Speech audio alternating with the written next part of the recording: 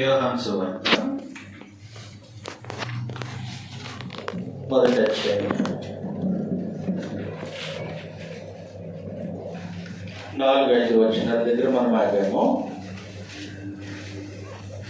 యోహాను సువార్త మొదటి అధ్యాయం 4-5 వచనాలు. ఆయనలో జీవము ఉండెను, ఆయనలో జీవము ఉండెను, ఆ జీవము మనుషులకు వెలుగై ఉండెను, ఆ జీవము మనుషులకు వెలుగై ఉండెను. ఆ వెలుగు చీకటిలో ప్రకాశించుతున్నది కానీ చీకటి దాన్ని గ్రహింపలేదు. ఆయనలో జీవం ఉండేది. జీవము ఎలాంటి జీవము? మనుషులను వెలిగించే జీవం. చీకటిలో, అంధకారంలో నివసిస్తున్నటువంటి వారికి వెలుగును ఇచ్చే జీవము ఆయనలో ఉంది. వెలుగునిచ్చే జీవం ఆయనలో ఉంది. 9వ వచనం ఒకసారి చదువుదామా? నిజమైన వెలుగు ఉండెను, నిజమైన వెలుగు ఉండెను, అది లోకంలోనికి వచ్చుచు ప్రతి మనిషిని వెలిగించుచున్నది. ఆయన లోకంలో ఉండెను, లోకం ఆయన మూలంగా కలిగింది, కానీ లోకం ఆయనను తెలుసుకోలేదు. కాబట్టి నిజమైనటువంటి వెలుగు మనుషులు గ్రహించడానికి ప్రభువైన యేసు దేవుని యొద్ద ఆదిలో దేవుడిగా ఉన్నటువంటి ఆయన, సమస్తమునకు మూలమైనటువంటి ఆయన, జీవము కలిగినటువంటి ఆయన, ఆ జీవము చేత మనుషులను వెలిగించడానికి లోకానికి వచ్చారు. మనుషులను వెలిగించడానికి. జాగ్రత్తగా గమనిద్దాం. జీవం నుండే జీవం వస్తుంది. అవునండి, జీవం నుండే జీవం వస్తుంది. అలాగే వెలుగు నుండే వెలుగు వస్తుంది. అందువలన లోకం అంధకారము, లోకము చీకటితో నిండింది. చీకటితో నిండింది అని అంటే అజ్ఞానం చేత నిండింది. మనం మాట్లాడుకున్నాం కదా ఉదయకాలంలో, మంచి చెడ్డల జ్ఞానం కుదరదని, పాపము అంగీకరించబడేది కాదు దేవుని సముఖంలో. లోకము అలాంటి పరిస్థితుల్లో నిండినప్పుడు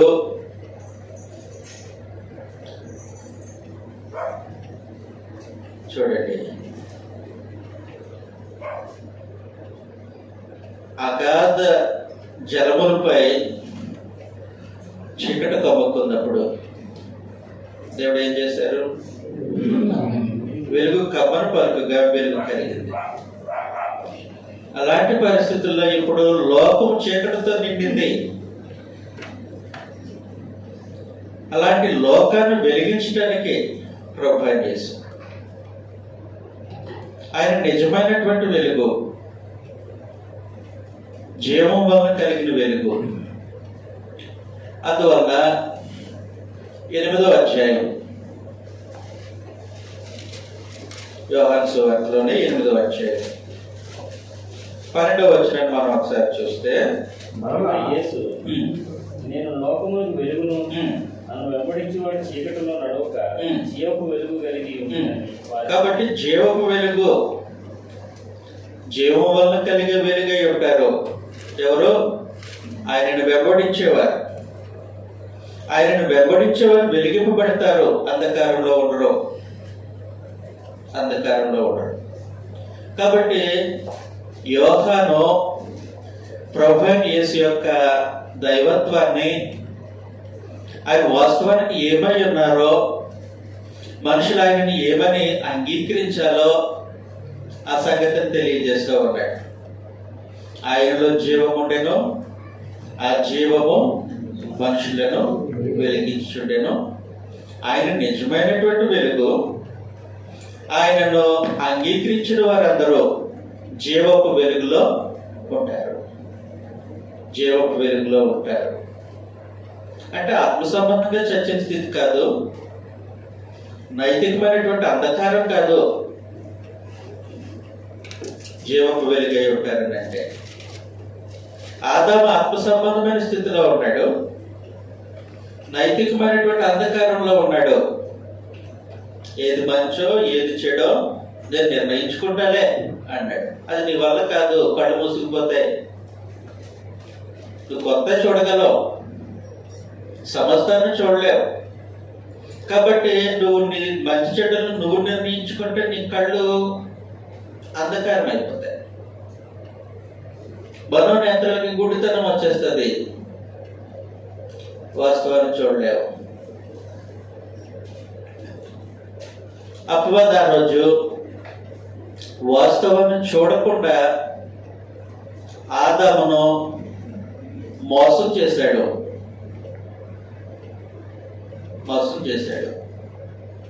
మంచి చెడుల జ్ఞానము దేహంలో ఉండేటువంటి మనుషులు అవసరం లేదు, అది వాస్తవం.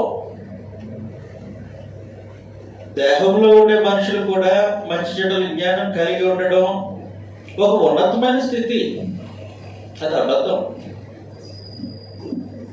కాబట్టి సర్పము తన కుయుక్తి చేత అవ్వను మోసగించినట్లు అని మనం చదువుతాం. ఆదాము అవ్వ మోసగింపబడి అపరాధంలో పడ్డారు, అంధకారం అయిపోయింది. కన్నులు తెరవబడ్డాయి, ఏం చూడటానికి? వారు దిగంబరులము అనే సంగతిని తెలుసుకోవటానికి మాత్రమే కన్నులు తెరవబడ్డాయి. కానీ దేవుని ఎదుట నేను ప్రవర్తించవలసినటువంటి విధానం ఏంటో అది మూసుకుపోయింది. నన్ను నేను దేవునికి ఎలా కనపరుచుకోవాలో ఆ సంగతి మూసుకుపోయింది. కాబట్టి స్వరం విన్నాడు, భయపడ్డాడు. నీ స్వరం విన్నప్పుడు నీ ఎదుట నన్ను ఎలా కనపరుచుకోవాలో నాకు అర్థం కాలే, వచ్చి దాక్కున్నాను అన్నాడు. కాబట్టి అంధకారము అపవాది కలిగించే అంధకారం అలాంటిది. ఇప్పుడు ప్రభువైన యేసు వెలిగించడానికి వచ్చారు, లోకాన్ని వెలిగించడానికి వచ్చారు. ఆయన యందు విశ్వాసం ఉంచే వారికి జీవపు వెలుగును ఇవ్వటానికి ఆయన వచ్చారు. కాబట్టి 8వ అధ్యాయం 12వ వచనంలో మరలా యేసు, నేను లోకములకు వెలుగును, నన్ను వెంబడించేవాడు చీకటిలో నడవక జీవపు వెలుగు కలిగి వినునని వారితో చెప్పాను. కాబట్టి నేను లోకానికి వెలుగు, నన్ను వెంబడించేవారు జీవపు వెలుగులో ఉంటారు అని చెప్పాడు. 12వ అధ్యాయం 35వ వచనంలో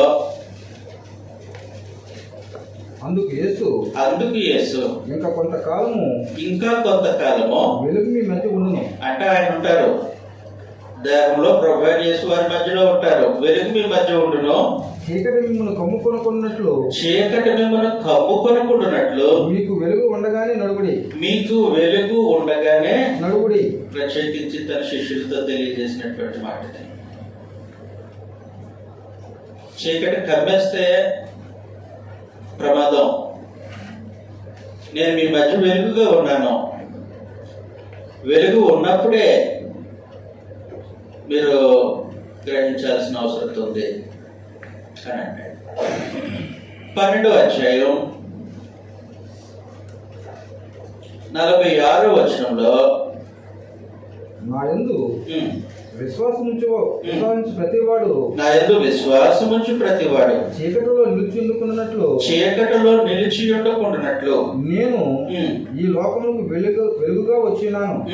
ఎవరైనాను నా మాటలు విని వాటిని గైకొనకుండిన ఎలా నేను అతనికి తీర్పు తీర్చను. అది కాబట్టి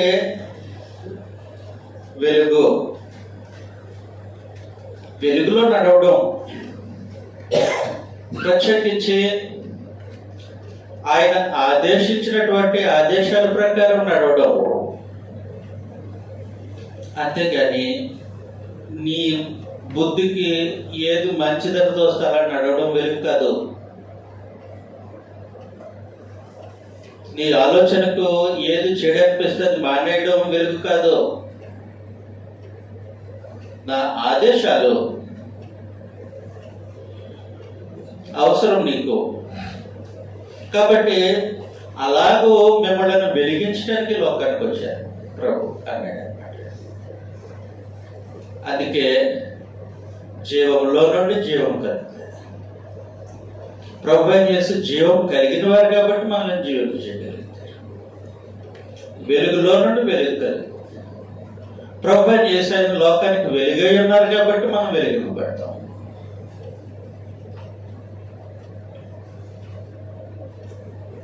చాలా హై స్టాండర్డ్ ఫిలాసఫీకి తీసుకెళ్ళిపోయాడు యోహాను. ఆ రోజు జ్ఞానతత్వవాదమే వెరీ హై స్టాండర్డ్ ఫిలాసఫీ అని అంటే వెళ్ళారా, అసలు సంగతి ఇది, అసలు సంగతి ఇది. ఆయనలో జీవం ఉంది, మనలను వెలిగించే జీవము. ఆయనను అనుసరిస్తే జీవపు వెలుగు మనకు కలుగుతుంది. ఇలాంటి హై స్టాండర్డ్ ఫిలాసఫీలోకి తీసుకొని వెళ్ళిపోయాడు. కాబట్టి ప్రభు అయిన యేసు ఆనాడు ఎవరు ఊహించినట్టు ఎత్తులో యోహాను మనుషులకు పరిచయం చేస్తూ ఉన్నాడు. చూస్తున్నారు కదండి, యేసు ప్రభుని ఏ స్థాయిలో యోహాను పరిచయం చేస్తూ ఉన్నాడు. ఆ తర్వాత అలాంటి ఆయన ఏం చేశారు? యోహాను సువార్త 1వ అధ్యాయంలో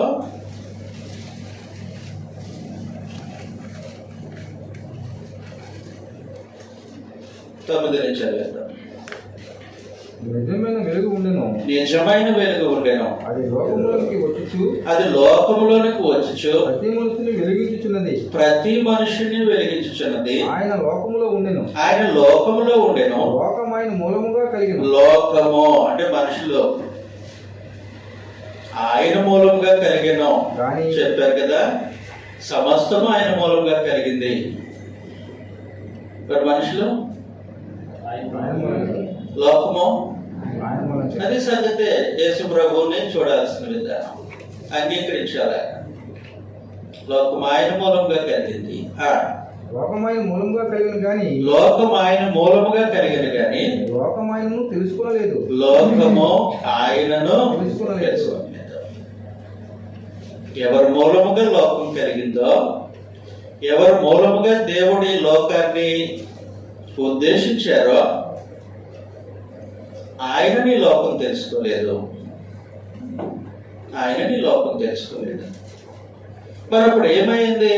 తెలుసుకోకపోతే ఇంకా తెలియలేనట్టేనా? తెలియదు కాబట్టి ఇంక వదిలేద్దామా? తెలియదు కాబట్టి ఇంకా మనుషులకి ఇంకా అవసరం లేదనుకున్నారా? దేవుడు నా మూలంగా కలిగిన లోకం నన్ను ఎరగట్లేదు కాబట్టి నేను కనుమరుగు అయిపోదాం అంటే నన్ను నేను దాచుకుంటాను అనుకున్నాడా ప్రభు? అనుకోలేదు. దేవుని సంకల్పంలో అలాంటి ఆలోచన లేదు. కాబట్టి ఏం జరిగిందనంటే, ఆయన మూలంగా లోకం కలిగిన లోకం ఆయనని తెలుసుకోలేకపోయినా తర్వాత వచ్చిన ఆయన లోకములో ఉండెను, లోకము ఆయన మూలముగా కలిగిన గాని లోకము ఆయనను తెలుసుకొనలేదు. ఆయన తన స్వకీయుల యొద్దకు వచ్చెను. కాబట్టి జీవపు వెలుగు ఆయనలో జీవం ఉంది.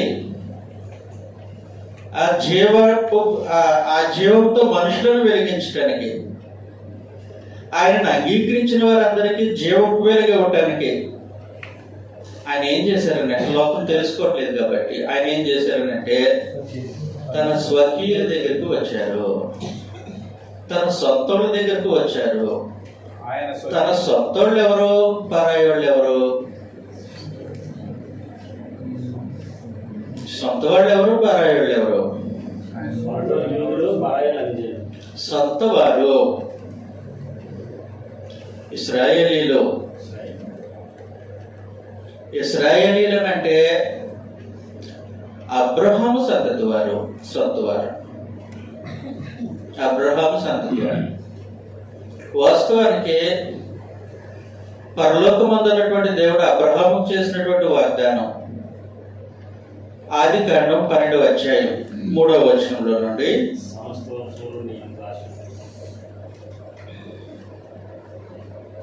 ఆదికాండం 12వ అధ్యాయం 3వ వచనం.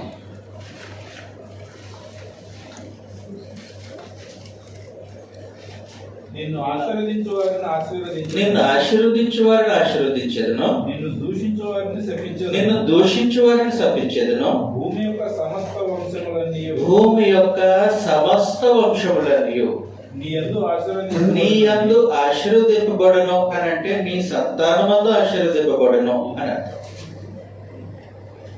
భూమి యొక్క సమస్త వంశములు నీ సంతానమందు ఆశీర్వదింపబడును. కాబట్టి ప్రభువైన యేసు తన అబ్రహాము సంతతిగా అబ్రహాము యొక్క సంతాన స్వభావమును ఆయన ధరించుకొని ఈ లోకానికి వచ్చారు. అంటే తన స్వకీయుల దగ్గరికి వచ్చారు. హెబ్రీయులకు రాసినటువంటి పత్రిక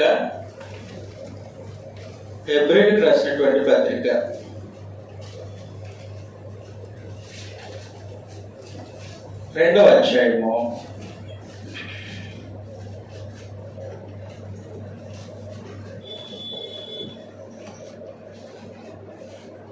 16వ వచనంలో ఏలయనగా ఆయన ఎంత మాత్రము దేవదూతల స్వభావమును ధరించుకొనక అబ్రహాము సంతాన స్వభావమును ధరించుకొని ఉన్నాడు. కాబట్టి తన స్వకీయుల దగ్గరికి వచ్చారనంటే అబ్రహాము సంతానం స్వభావమును ధరించుకొని అబ్రహాం సంతతి వారి దగ్గరికి వచ్చారు. అబ్రహాం సంతతి వారి దగ్గరికి వస్తే అబ్రహాం సంతతి వారు ఏం చేశారు? అసలు ఎంతమంది అంగీకరిస్తారో వారందరికీ జీవపు వెలుగు ఇవ్వడానికి ఆయన వస్తే అబ్రహాము సంతతి వారు అంగీకరించలేదు. ఇది ఇబ్బంది.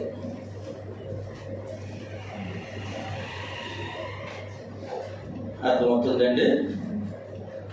ఆయన ఎంతమంది అంగీకరిస్తారో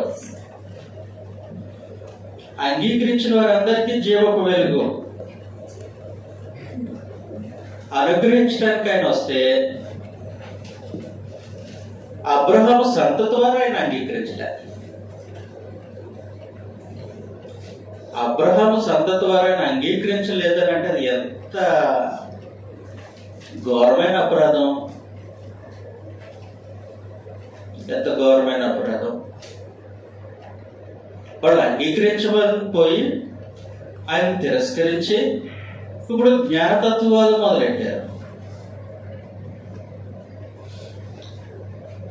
గ్రీక్ ఫిలాసఫర్స్ తో కలిసి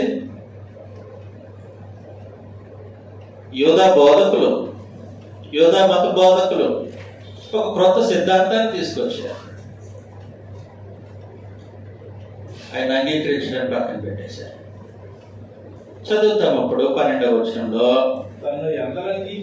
సరే వాళ్ళు అంగీకరించలేదు, కరెక్ట్, నువ్వు అంగీకరిస్తున్నావా? తను ఎందరు అంగీకరిస్తారో, ఇప్పుడు స్వకీయులు పరజనులని లేదు. ఆయన తన స్వకీయుల దగ్గరకు వచ్చినప్పుడు ఆయన వాళ్ళు అంగీకరించలేదు. అయితే సీక్రెట్ ఉంది ఇక్కడ. సీక్రెట్ కాదు, ఇది రివీల్డ్ మిస్టరీనే, ఏమి ఇబ్బంది ఏమి కాదు. ఏంటంటే అది ఎవరైనా అంగీకరించవచ్చు, ఆయన్ని ఎవరైనా జీవపు వెలుగు పొందొచ్చు. అలాగే తను అంగీకరించిన వారు జీవపు వెలుగును పొందటానికి ఆయనకి అధికారం ఉంది. చదివేసి తను ఎందరు అంగీకరించారో వారందరికీ అనగా తన నామమందు అంటే ఆయన అధికారమందు విశ్వాసం ఉంచిన వారికి దేవుని పిల్లలకు మరి ఇప్పటి వరకు తను అంగీకరించిన యూదులు మేము దేవుని పిల్లలమని భ్రమపడుతున్నారు అన్నమాట. అంగీకరించకుండా దేవుని పిల్లలు అవటానికి వీలుండదు. వారి సున్నత సంబంధులైన అబ్రహాం సంతానమైన 12 గోత్రాల్లో ఒకరైనా ప్రభువుని యేసుని అంగీకరించకుండా దేవుని కుమారులు అవడానికి వీలుండదు. కాబట్టి అంగీకరించడము అనేది యోహాను సువార్తలో నొక్కి చెప్పబడినటువంటి పదము. అంగీకరించడము, యాక్సెప్టింగ్. ఆయన ఏమై ఉన్నారో, వాస్తవానికి ఆయన చేసినటువంటి క్రియలు ఏమైతే ఉన్నాయో వాటిని అంగీకరించగలవా? అది జీవం వెలుగు కావాలనుకునే వారి ముందు ఉన్న సవాలు.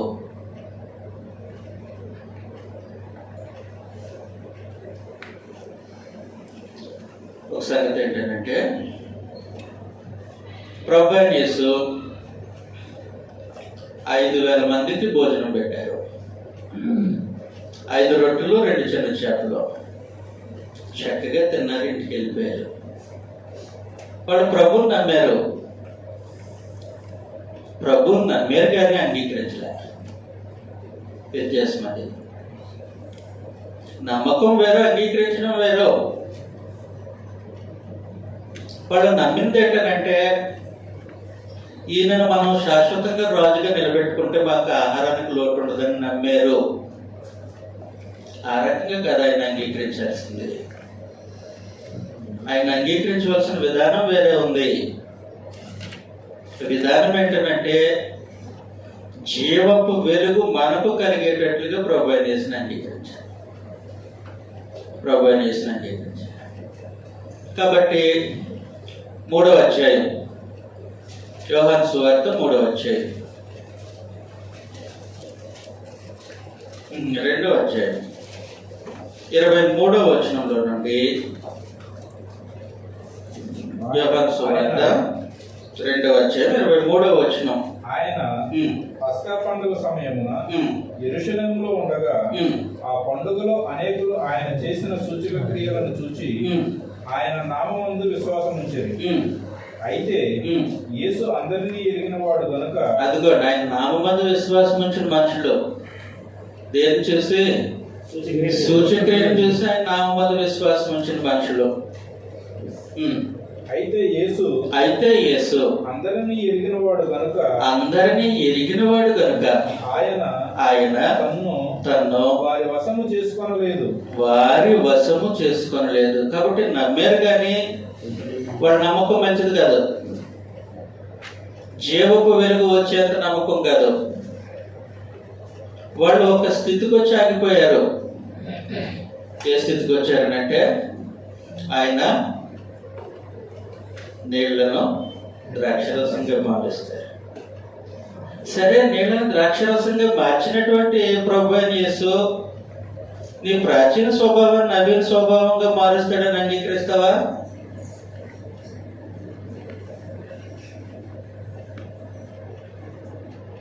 పదార్థం యొక్క స్వభావాన్ని మార్చినటువంటి ఆయన నీ వ్యక్తిత్వాన్ని మార్చగలడు అని నువ్వు ఆయన అంగీకరిస్తావా? అది మేము చూడం. మరి ఏం నమ్ముతావు? నీళ్ళు ద్రాక్షరసంగా చేస్తాడు ఆయన, నమ్ముతావు. తాగాం మేము, మధురంగా ఉంది, ఈ బ్యాచ్ నాకు అవసరం లేదు. కాబట్టి మనుషుల యొక్క హృదయాన్ని ఎరిగినటువంటి ప్రభువైన యేసు తను నమ్మిన యూదులు ఎలాంటి వారు తెలుసుకొని ఆయన వారి వసూలు చేసుకోకుండా పక్కకి వెళ్ళిపోయాడు. కాబట్టి యోహాను సువార్తలో ప్రభువైన యేసును అంగీకరించవలసినటువంటి విధానము అనేది ప్రాముఖ్యంగా నొక్కి చెప్పబడుతూ ఉంటుంది అన్నమాట. అలాగే అంగీకరించిన వారందరూ దేవుని కుమారులు అవుతారు. మరీ పీక్కి వెళ్ళిపోయింది డిస్కషన్. ఆయన నమ్మిన యూదులకి ప్రభువైన యేసుకి మధ్యలో. ఆ పీక్ డిస్కషన్ లో 8వ అధ్యాయం 31వ వచనంలో నుండి, కాబట్టి యేసు తనను నమ్మిన యూదులతో, మీరు నా వాక్యముందు నిలిచిన వారైతే ఎవరితో అంటున్నారు? నమ్మే నమ్మిన యూదులు. నమ్మిన యూదులు అనేంత మాత్రం అంగీకరించిన యూదులు కాదనమాట. వాళ్ళు నమ్మిన యూదులు, కానీ నమ్మితే కుదరదు, అంగీకరించాలి. కాబట్టి తన నమ్మిన యూదులతో ప్రభు ఇలా చెప్తూ ఉన్నాడు, మీరు నా వాక్యమందు నిలిచిన వారైతే, మీరు నా వాక్యమందు నిలిచిన వారైతే, నిలవడం అంగీకరించడం. ఆయన వాక్యమందు నిలవడం అంగీకరించడం, అది నీకేది మంచో అనిపిస్తుందో, నీకేది చెడు అనిపిస్తుందో దాన్ని దేవుడు అంగీకరించడం కాదు. ఆయన దృష్టికి ఏది మంచో, ఆయన దృష్టికి ఏది చెడో అది నువ్వు అంగీకరించు. ఆయన వాక్యమందు నిలవబడు. ఆయన ఏం చేయమని చెప్పాడు అది చేసి ఊరుకో. ఆయన ఏం చేయొద్దని చెప్పాడో దాన్ని జరుపుకోవద్దు. అలా నీకు సాధ్యమవుతుందా? అది అంగీకరించడం అంటే. యూదులు నమ్మారు కానీ అంగీకరించలే. కాబట్టి ఆయన నమ్మినటువంటి యూదులతో ప్రభు ఏమని తెలియజేశారు? నా వాక్యమందు నిలిచిన వారైతే నిజముగా నాకు శిష్యులై ఉండి సత్యమును గ్రహించిన, అప్పుడు సత్యము మిమ్మల్ని స్వతంత్రులుగా చేయని చెప్పరు. వారు మేము అబ్రహాము సంతానము. అదిగోండి, మేము అబ్రహాము సంతానము. మేము ఎన్నడూ ఎవరికి దాసులమై ఉండలేదు. మేము ఎన్నడూ ఎవరికి దాసులమై ఉండలేదు. అసలు సత్యమందు నిలిచి ఉంటాడు అనగానే వీళ్ళు అబద్ధం ఆడేశారు. అసలు వీళ్ళు భౌతికంగా ధర్మశాస్త్రాన్ని మీరినందుకు యెహోషువ కాలం నుంచి కూడా వీళ్ళకి దాసోహం చేస్తున్నారు. చేయలేదా? చివరికి ధర్మశాస్త్రాన్ని వీళ్ళు సంపూర్ణంగా మీరిన తర్వాత ఆ దేశము వాళ్ళని కట్టివేసింది బయటికి, బబులోను దేశానికి. అప్పుడు బబులోను రాజుకు వీళ్ళు దాసులయ్యారు. చరిత్ర కదా ఇది. మరి వీళ్ళు నిజం చెప్తున్నారా? సత్యమందు నిలిచి ఉంటాడు అనగానే అబద్ధం ఆడారు. నేను ఎన్నడూ ఎవరికి దాసులు కాదు. ఇంకొక సంగతి ఏంటంటే వీళ్ళు ఆత్మ సంబంధంగా దాసులు. అబ్రహాం సంతతి వారు. హెబ్రీయులకు రాసినటువంటి పత్రిక 2వ అధ్యాయం 14వ వచనంలో ఆత్మ సంబంధంగా వీళ్ళు అపవాదికి దాసులు. కాబట్టి ఆ పిల్లలు రక్తమాంసములు గలవారైనందున ఆ ప్రకారమే మరణము యొక్క బలము గలవానిని అనగా అపవాదిని మరణము ద్వారా నశింపజేయుటకును జీవితకాలమంతయు మరణ భయం చేత దాస్యమునకు లోబడిన వారిని. గ్రంథం ఇలా చెప్తుంటే వాళ్ళు అబద్ధం చెప్తున్నారు. మేము ఎన్నడూ ఎవరికి దాసులు కాలేదు అంటే మీరు జీవితకాలం అంతా దాసులుగానే ఉన్నారు. పొరపాటు, అబద్ధం చెప్పారు. వాస్తవానికి ఇశ్రాయేలు జనాంగము దేవునికి మాత్రమే దాసులై ఉండాలి అనేది ఆయన వాంఛ. కానీ వీళ్ళు ఏం చేశారనంటే దేవుడు తప్ప అందరికీ దాసులు. లేవియకాండం 25వ అధ్యాయం. లేవియకాండం 25వ అధ్యాయము 55వ వచనంలో ఏలయనగా ఇశ్రాయేలీయులు నాకే దాసులు, నేను ఐగుప్తు దేశము నుండి రప్పించిన నా దాసులే, నేను మీ దేవుడనైన యెహోవాను. కాబట్టి 400 సంవత్సరాలు ఐగుప్తు దేశంలో వాళ్ళు ఉన్నప్పుడు ఫరోకు దాసులుగా ఉన్నారు.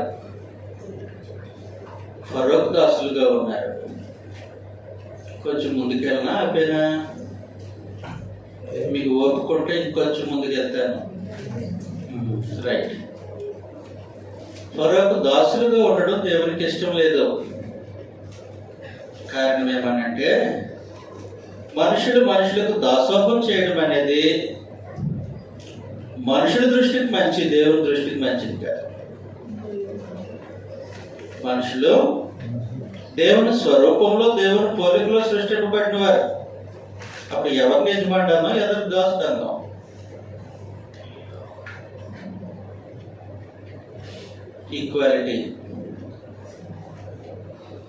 ఈక్వాలిటీ మనుషుల్లో.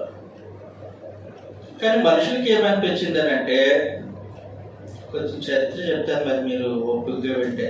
చెప్పండి.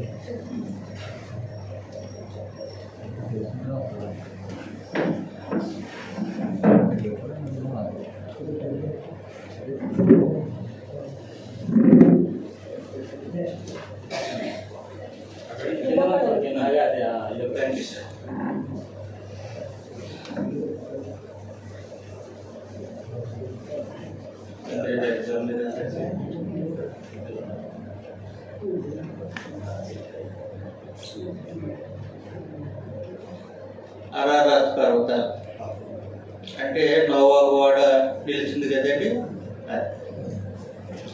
బైబిల్లో మొదటి మ్యాప్ ఇది. ఇక్కడి నుంచి 2 నదులు వెళ్తాయి.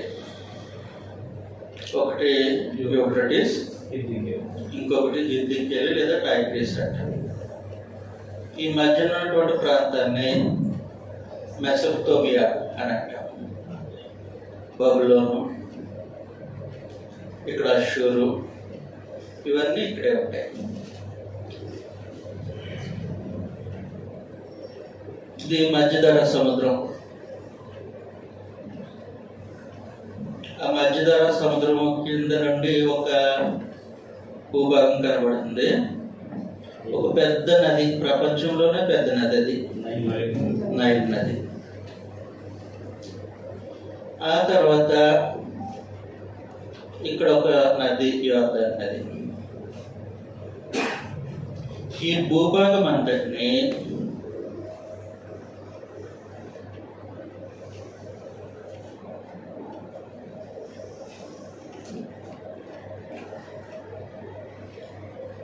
ఫెర్టైల్ క్రిసెంట్ అంటారు, ఇంగ్లీష్ పదం. అంటే సారవంతమైన భూభాగం. ఇది ఎడారి. ఇక్కడ ఇశ్రాయేలు దేశం. అబ్రహాము ఊరు అనే పట్టణంలో ఉన్నాడు.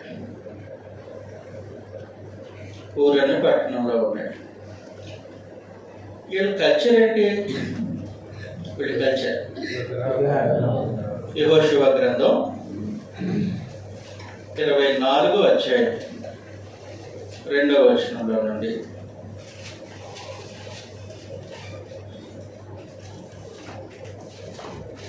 యెహోషువ జనులందరితో ఇట్లా నేను ఇశ్రాయేలు దేవుడైన యెహోవా చెప్పున్నది ఏమనగా, ఆది కాలము నుండి మీ పితరులు అనగా అబ్రహామును నాహోరుకును తండ్రి అయిన తెరాహు కుటుంబీకులు నది యూఫ్రటీసు అద్దరిని నివసించి ఇతర దేవతలను పూజించిరి. కాబట్టి ఇక్కడ నువ్వు వద్దు అబ్రహాము, జాగ్రత్తగా నీ పశువులు తీసుకొని ఇలాంటి సారవంతమైనటువంటి భూమి గుండా ప్రయాణం చేసి హారానికి వచ్చాడు. అక్కడి నుండి దమస్కు, అక్కడి నుండి కానానికి వచ్చాడు.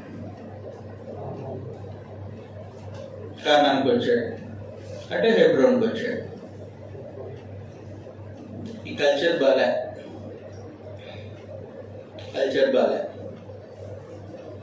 చరిత్రలో ఇక్కడ అనునాకి అనే కల్చర్ ఉంది.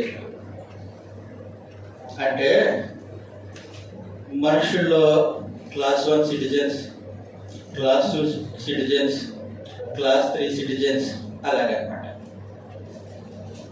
రాజు క్లాస్ 1, తర్వాత ప్రీస్ట్ ఉంటాడు, వాళ్ళు తర్వాత క్లాస్. మిగిలిన వాళ్ళు రాజు కోసం పొలంలో పనిచేయాలి, రాజు కోసం సైన్యంలో పనిచేయాలి, రాజు కోసం బట్టలు ఉతకాలి. ఇలా క్లాసెస్ అన్నమాట. ఏమండి ఇలాగా మేము కూడా మనుషులమే అంటే అది ధర్మం. ఎవరిచ్చిన ధర్మం? దేవుడు ఇచ్చిన ధర్మం అని మనుషులు నమ్మేస్తారు. అర్థమవుతుంది కదా? ఇదంతా అదే కల్చర్ కూడా, ఇదంతా అదే కూడా. కాబట్టి ఏం జరిగిందనంటే అబ్రహాము కాలంలో దేవుడు అబ్రహాంతో చెప్పాడు, నీ సంతతి వారిని ఇక్కడికి పంపిస్తాను. ఎక్కడికి? తమకు కాని దేశంలోకి పంపిస్తాను. అక్కడ 400 సంవత్సరాలు ఉంటాయి. ఆ తర్వాత పని కట్టుకొని నేను ఒక పని చేస్తాను. ఏంటంటే వారి దేవతలకు నేను తీర్పు తీరుస్తాను. నిర్గమకాండం 12వ అధ్యాయం.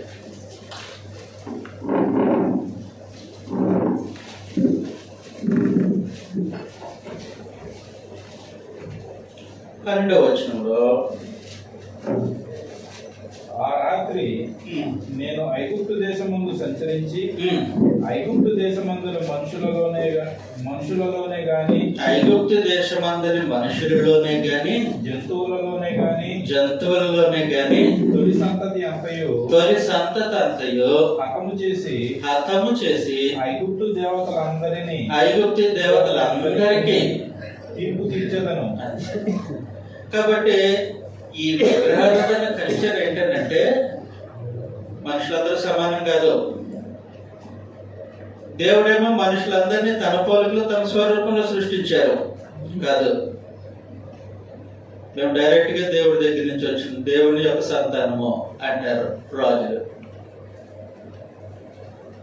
మేము యాజకులు కలిసి అతన్ని పూజిస్తాం కాబట్టి మాది అప్పర్ క్లాస్. మరి మేమెందుకు? మా పనులు చేయడానికి మీరు. ఇది ఏన్షియంట్ నియర్ ఈస్ట్ యొక్క culture. Ancient near east culture. కాబట్టి కల్చర్ కొడుతున్నాడు పరమ తండ్రి. ఇప్పుడు వారి దేవతలకు తీర్పు తీరుస్తూ ఉన్నాడు.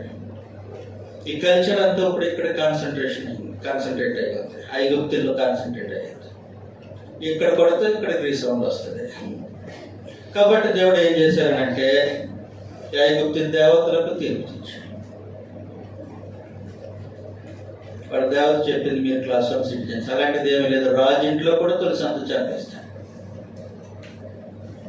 ఖైదీ క్లాస్ 4 సిటిజన్, అంతే కదండి.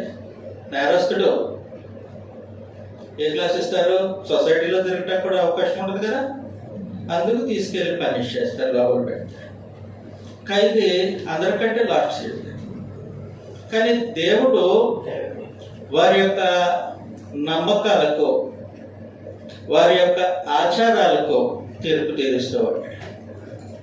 దానినే వారి దేవతలకు తీర్పు తీరుస్తున్నాడు అని చెప్పేసి చెప్పేమన్నాడు అంటే చదువుతాను. నిర్గమకాండం 12వ అధ్యాయం 29వ వచనంలో అర్ధరాత్రి వేళ జరిగినది ఏమనగా సింహాసనం మీద కూర్చున్న ఫరో మొదలుకొని చెరసాలలో ఉన్న ఖైదీ యొక్క తొలి పిల్ల వరకు, చెరసాలలో ఉన్న ఖైదీ చూడండి యొక్క తొలి పిల్ల వరకు ఐగుప్తు దేశమందరి తొలి పిల్లలందరినీ, పశువుల తొలి పిల్లలందరినీ,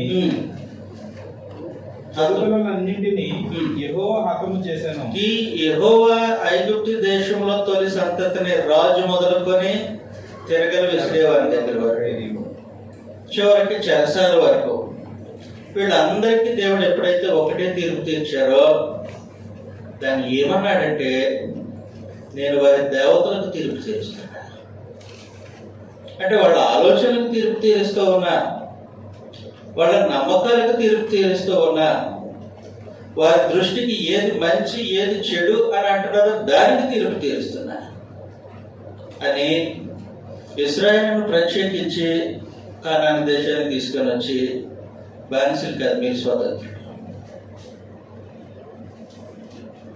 బానిసలు ఉండకూడదు, క్లాసిజం ఉండకూడదు, మీరందరూ ఒకటే సొసైటీ అని అన్నాడు. పూర్వకాలం ఏముండేది,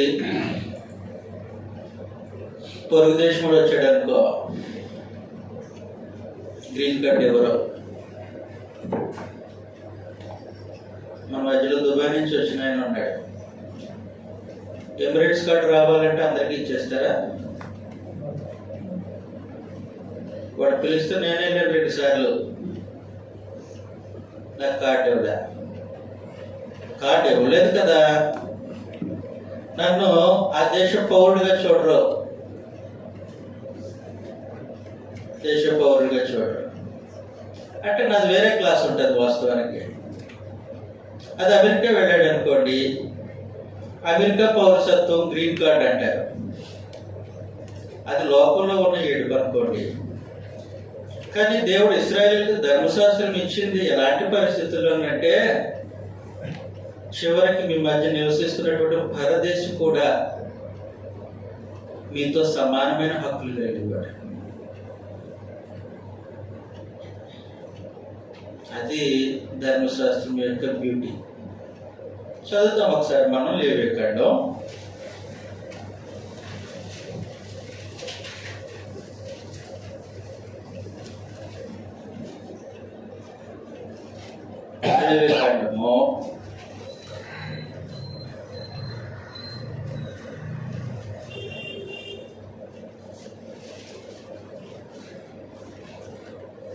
19వ అధ్యాయం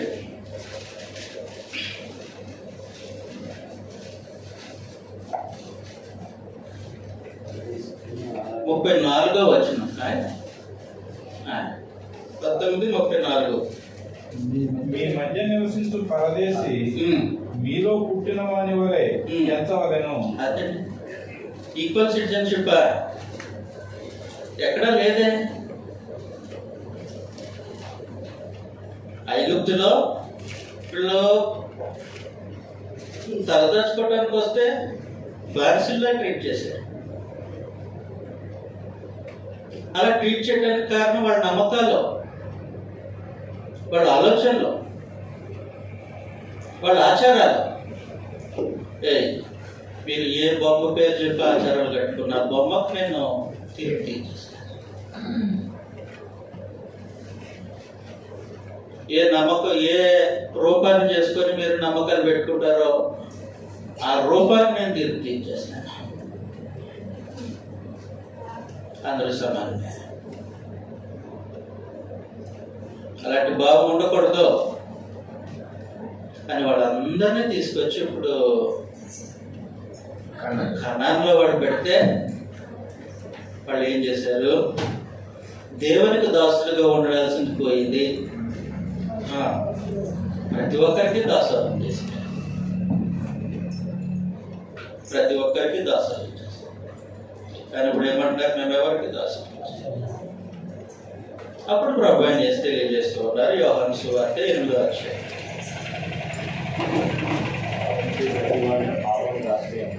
యోహాను సువార్త 8వ అధ్యాయం 34వ వచనంలో నుండి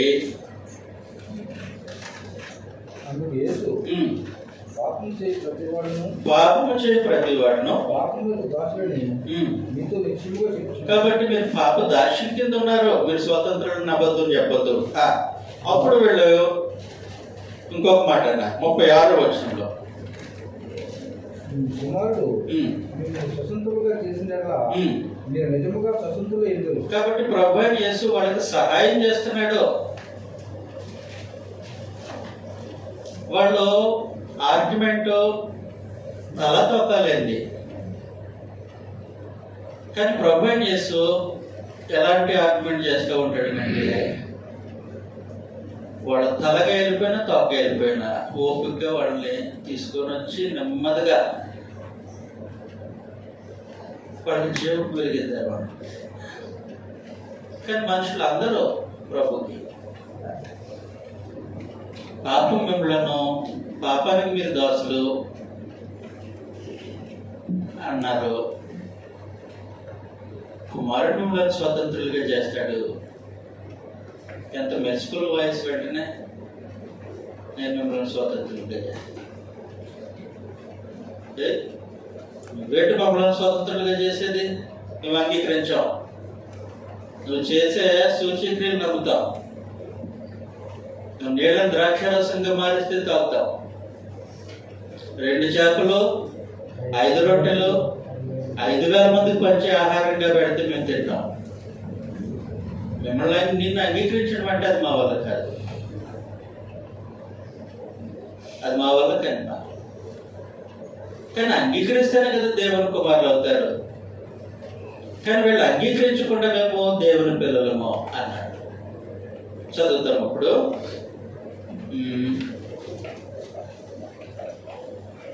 40వ వచనంలో దీనిని సత్యము మీతో చెప్పిన వాడైనాను నన్ను మీరు ఇప్పుడు సపోర్ట్ ఎదుర్కొన్నారే. అబ్రహాము అట్లా చేయలేదు, మీరు మీ తండ్రి క్రియలే చేస్తున్నారని వారితో చెప్పాను.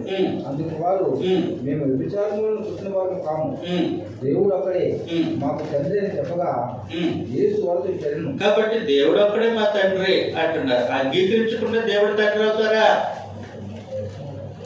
అసలు యోహాను ఉద్దేశం ఏంటి? యోహాను గ్రంథంలో చర్చనీయాంశం ఏంటి? యోహాను సువార్త 1:12 వచ్చిన కదా, అక్కడికి వచ్చాకే మనం తను ఎందరు అంగీకరించు వారందరికీ అనగా తన నామమునందు విశ్వాసం ఉంచిన వారికి, తన నామమందు విశ్వాసం ఉంచిన వారికి ఆయన అధికారం ఉంటుంది. ఆయన అంగీకరించడం అంటే ఆయన నామమందు ఉంచవలసిన విశ్వాసం ఉంచిన వారు దేవుని పిల్లలు అవుతారు. ఫస్ట్ ఆప్షన్ యూదులకు ఇవ్వబడింది, మేము అంగీకరించాం. సరే, వాళ్ళు అంగీకరించకపోతే పోయారు. ఎవరన్నా అంగీకరించవచ్చు అని చెప్పేసి దేవుని పిల్లలు అవడానికి ఎవరైనా అంగీకరించవచ్చు. ప్రభు అని చేస్తున్నారు. ఆయన ఏమై ఉన్నారో, ఆయన జరిగించిన కార్యం ఏంటో, ఆయన యొక్క స్థితి ఏంటో అంగీకరించు దేవుని పిల్లలు అవుతాడు. కాబట్టి 13వ వచనానికి వచ్చేద్దాం. ఇప్పుడు యోహాను సువార్త 1:13 వచనంలో వారు దేవుని వలన పుట్టిన వారే గాని, వారు దేవుని వలన పుట్టిన వారే గాని రక్తము వలనైనను శరీరేచ్ఛల వలనైనను మనసేచ్ఛల వలనైనను ఇది 3వ అధ్యాయానికి వచ్చినప్పుడు దాన్ని డిస్కస్ చేద్దాం. ప్రస్తుతానికి వదిలేస్తున్నారు. తర్వాత వచ్చిన ఆ వాక్యము సంపూర్ణుడుగా మన మధ్య నివసించను. బ్రేక్ తీసుకున్నామండి. కట్ అయిపోయింది. మళ్ళా ఎక్కువసేపు తీసుకోవద్దు. 10 నిమిషాలు వచ్చేసి